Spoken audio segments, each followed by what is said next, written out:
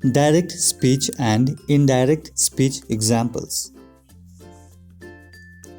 He said, I like chocolate. He said that he liked chocolate. He said, I can speak English. He said that he could speak English. He said, I bought a new mobile.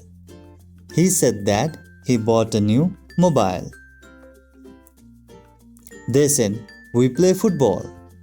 They said that they played football. He said, I was coming. He said that he had been coming. He said, I can lift the luggage. He said that he could lift the luggage. He said, I am listening to the music. He said that he was listening to the music. He says, you are a good boy. He says that he is a good boy. He says to me, I am not feeling well. He tells me that he is not feeling well.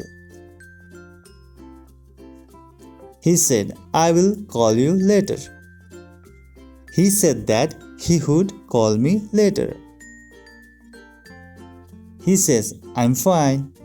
He says that he is fine. He said to me, what is your name? He asked me what my name was.